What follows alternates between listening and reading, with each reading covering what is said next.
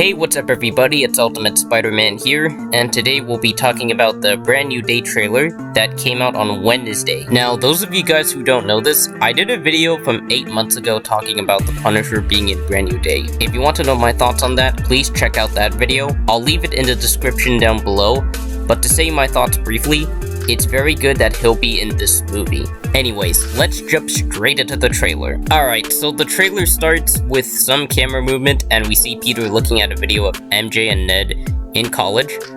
It looks as though he's on a crane, but once he's finished, he falls off the crane and you see the shot from inside the mask, which is nice.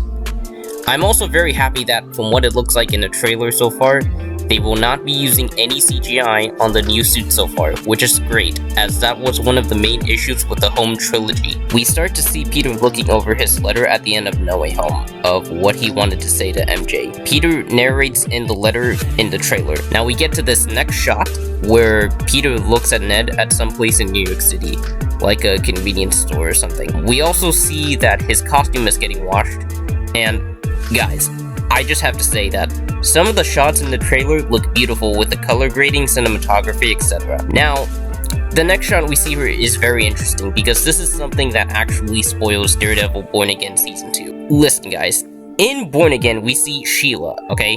She is a character who has worked under Fisk since he was the mayor. Now that it's revealed that she's the one who gives Spider-Man keys to the city, that means she takes over as the mayor of New York after Fisk is defeated. Next, we see MJ and Ned watching the news of Spider-Man being given the keys, and after this we see Peter holding the keys.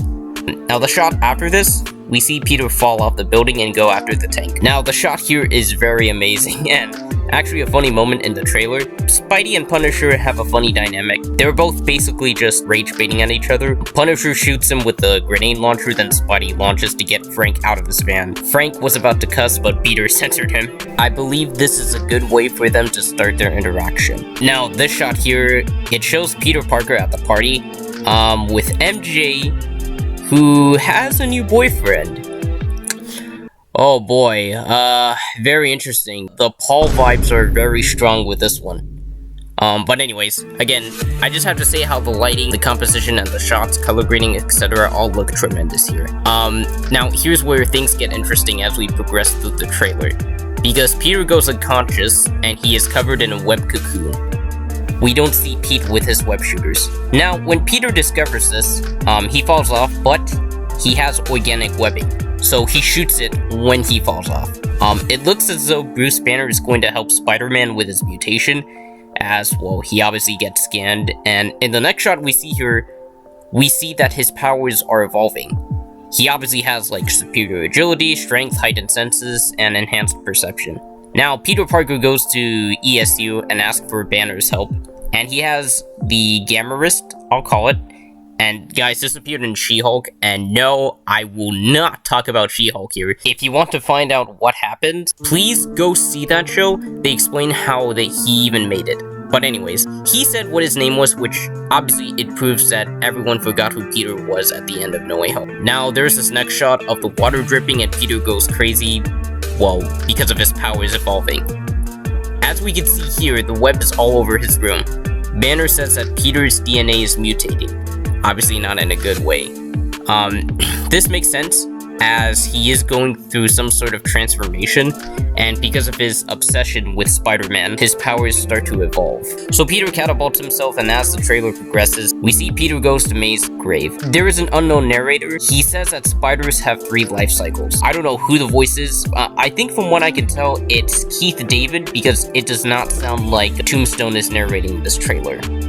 Now, the narration continues with the Department of Damage Control experimenting on Sadie Sink's character here. There is the prison breakout, and Peter is inside the prison opening up the tank. He sees that there is an old lady there. I don't believe that there's an old lady there, because maybe this could be one of Sadie Sink's character's powers, and one of her powers could be shape-shifting to trick everyone inside the prison, such as, well, Peter and the Damage Control Department. Now, the narration continues with when between cycles, it can leave the spider vulnerable. we see that her powers are affecting the guards, and after this, we see Bill Metzger here, who is with damage control. He asks for Spider-Man's help with the threat that they can't even see. The next shot is of the unknown character that Sadie's playing in Peter Parker's room here. Now this is beautiful AF because we can see Michael Mando's Scorpion here. Obviously it's shot at night, so you won't see the color in his design as much, but it's kind of a dark green, if that makes sense. And he pummels Peter here too. Now the next shot here is Peter losing his flow with a web swinging here because of his evolving transformation as either Man-Spider or the other. He rolls around and then falls off. Again, the shot here looks amazing. The next shot here is Frank Castle saying, "You're losing it, kid." And the shot we go to afterwards is with Spider-Man and MJ on some kind of building at nighttime in New York City.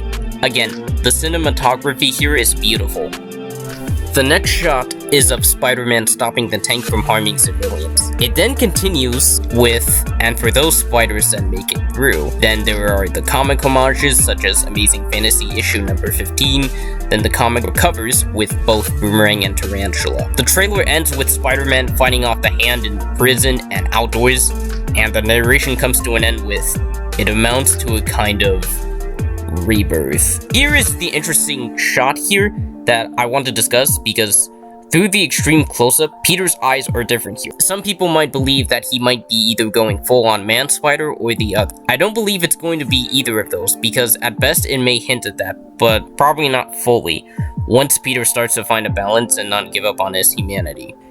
And it ends with Peter, MJ, and Ned, and it's revealed here that Peter is a neighbor across the hall, which sounds like he is MJ's neighbor, so he gives her the flowers. Then she makes the pun with friendly neighbor. It looks like in this same shot we see that MJ is still wearing the necklace that Peter gave to her in Far From Home, and it looks like in the background that they have photos of Spider-Man, so they were obviously trying to figure out his identity, and that's how the trailer ends. Overall guys, I'm really happy with this trailer.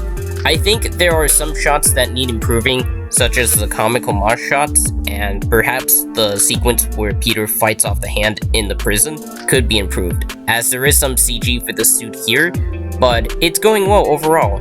It's kind of interesting how the trailer hit off a certain someone here.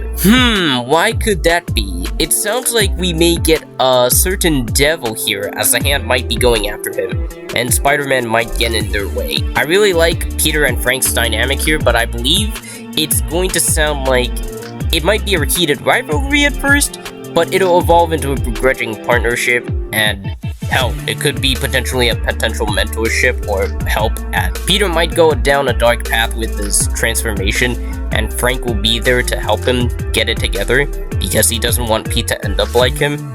I also like Banner's role here, as it sounds like he will fill Dr. Connors' role before becoming the Savage Hulk here. I will say though, I do find it odd how we're seeing the Hand here in a Spider-Man movie.